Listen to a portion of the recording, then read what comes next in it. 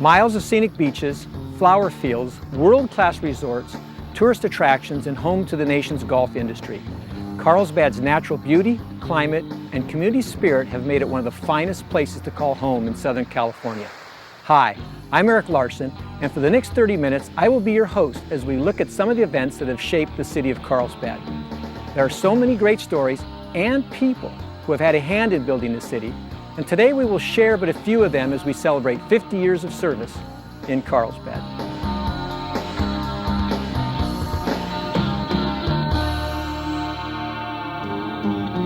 Our story begins in the late 40s. There were plenty of locals who remember what it was like in Carlsbad before Incorporation. Twin Inns was the great stop on the way down to Mexico. The main highway between LA and San Diego was up on Carlsbad Boulevard, which was 101 then. And you had the Army Navy Academy, you had the Twin Inns, the hotel, the Carlsbad Hotel, and then you had the Royal Palms. The main part of town was what we still think of as downtown Carlsbad. The volunteer firemen, I remember. We did have the sheriff. At the time, we were all depression kids. We didn't know any different. We had a good time.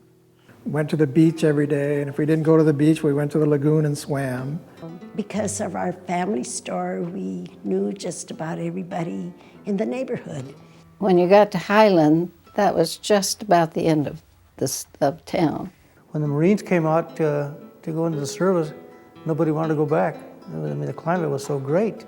Streets in the city were not paved even, so it was quite a small community and hadn't started to blossom yet. It was indeed the friendly little village, and it was wonderful because you did know everybody in town. But beneath that placid exterior, a storm was brewing over the need for services to serve the growing post-war population. The people who lived in Carlsbad felt rather disenfranchised with a representational government. The town was dependent on the county for services like fire, police, sewer, and building permits. You had to go down there or go to the board meetings, and that's the reason people became a little antsy about the fact that we weren't getting the service we thought we deserved. And that storm came rolling into town on New Year's Day, 1952, when the Garlock House on Oak Avenue burned to the ground. The backlash from the residents about the lack of fire service was only one of the concerns that sparked a movement to bring services to the city of Carlsbad, one way or another. We wanted to have a better city and have control over how it grew and what things we needed. We wanted to be able to talk to ourselves about that, not talk to the Board of Supervisors. Business community had a concern. The farmers had their own issues.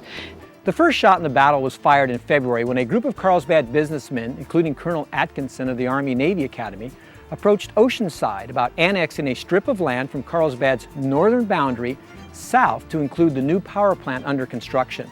He wanted immediate fire protection, which we didn't have. We had a volunteer fire department, but it was very limited. And he felt it was quicker and easier and would be less expensive to get it by joining Oceanside. I didn't want Oceanside having our beaches and the say about what was going to happen down there. I didn't want them having the tax dollars. And so that was when the citizens of Carlsbad decided that instead of annexing to Oceanside, that we would form our own community. And there was quite a bit of controversy. It wasn't a very happy time because there were three factions that were concerned. And at the time, many of the business owners belonged to the Chamber of Commerce, which, along with the Water Board, served as a de facto government for the town. If you had a complaint about something, they relayed it to the Chamber, and the Chamber would try to take up your cause as best they could. Simple things like getting roads paved or traffic control presented a major challenge. Drainage was a mess, and you'd go to the county and you wouldn't get any action because we weren't a powerful enough political entity to make it work. The idea of cityhood had been tossed around before. We had this study done that showed it was feasible with the gas and electric company building the new plant down below town, the Encina plant, and it made it possible to have a large enough tax base so that incorporation would work. But with the townspeople taking sides, action became imperative. Either incorporate now or lose the possibility of ever becoming a city. With the clock ticking, the Incorporation Camp made a bold move and filed a proposed boundary map with the county, outlining their city, which included the essential tax-producing power plant. The battle really began to heat up when the city attorney for Oceanside argued that Carlsbad could not include the power plant in their incorporation. The area that wanted to incorporate was encroaching upon the area that wanted to annex. But the attorney for the county ruled in favor of the incorporation group, pointing out to the Oceanside city attorney that they had yet to file any formal boundaries of their own. That was simply, they were faster. They got their paperwork done and into the county system for consideration of election before the annexationists did. The incorporation camp had just won a critical round in the fight. We were determined we'd do it. And if you preach that enough to people, they begin to believe that you will and they'll join you. Beneath the roar of the battle were the underlying issues that everyone in town wanted resolved. The need for better services, critical services like water and sewer and public safety. They just didn't agree on how to get there. You know, there was a lot of fighting about water. Some people didn't want even water. It was, you know, the beginners, they didn't want to worry about it, and they certainly weren't going to have any water delivered from Carlsbad to the dry area south of town, south of Awahedianda. So, a volley of motions from each side culminated when a decision on the boundaries for the new city was delayed by 2 weeks, thus ensuring the annexation vote would occur before the residents had a chance to vote on incorporation. On May 2, 1952, the election was held and the vote was 45 for annexation and 41 against, with 5 absentee ballots remaining to be counted. And then on the fateful day, the remaining ballots were counted. And the final count? It was a tie. Don't ever let anybody tell you that one vote don't count. They needed to have a simple majority and they couldn't get it. And with that, the incorporation camp redoubled their efforts to make their dream of cityhood a reality. All of those who favored annexation then threw in their support to the incorporation issue. Election day arrived and the vote was incredibly close. Carlsbad had become a city by a vote of 781 to 714. And we became a city of Carlsbad. Many newcomers arrived just as the city had incorporated.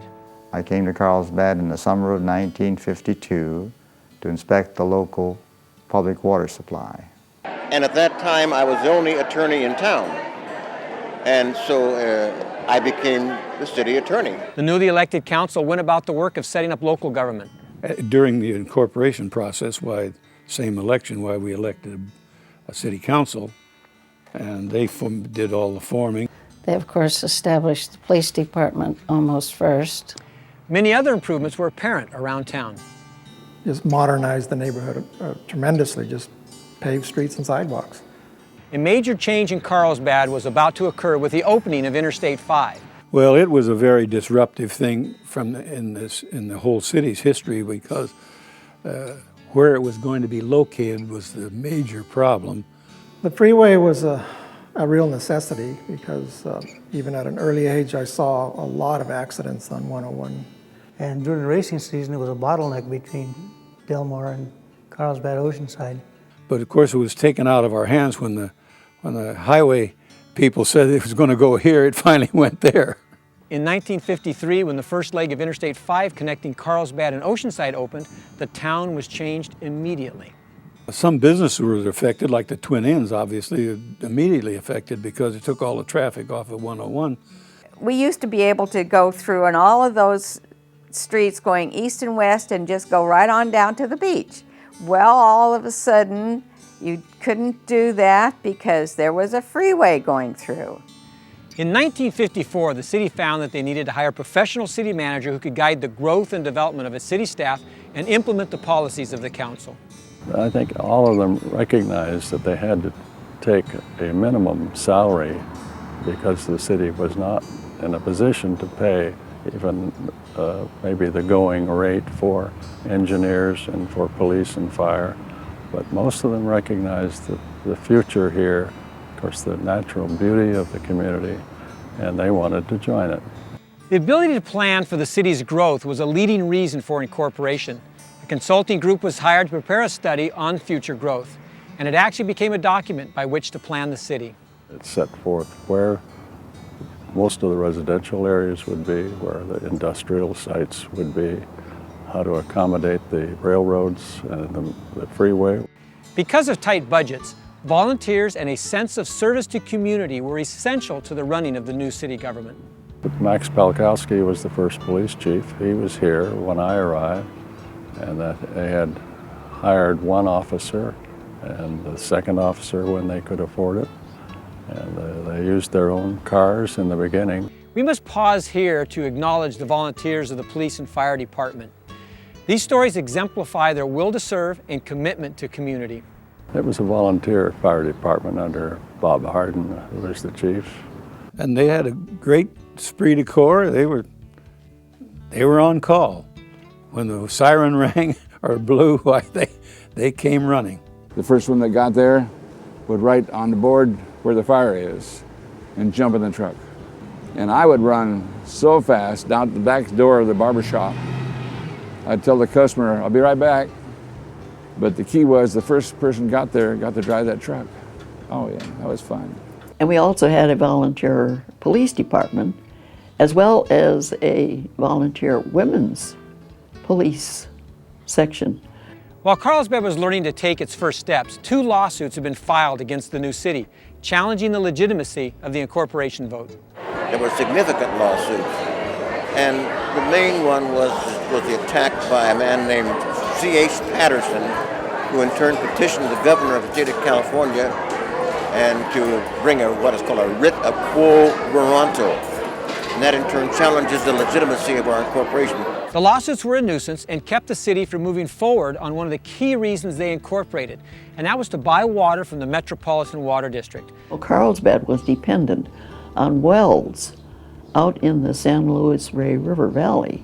And as we were pumping, as more and more people moved into the area, we were pumping more and more water. And we had then what we called saltwater intrusion. And so then the local leadership decided to form what they call the Carlsbad Municipal Water District, and that was done in 1954. A bond was passed to finance the infrastructure needed to bring Colorado River water to Carlsbad. If we hadn't got the Colorado River water, there wouldn't be any Carlsbad, in my opinion. More new arrivals to Carlsbad would bring more resources to help the city grow. A lot of them are not local. They had different reasons for coming here, different life experiences, and they were able to contribute to make the city what it is today. I mean, the village was there. I'd go into McDonald Pharmacy and they had the old counter there where I could get a hamburger and malt. I could go into Neiman's now, or the Twin Inns, and have a complete chicken dinner.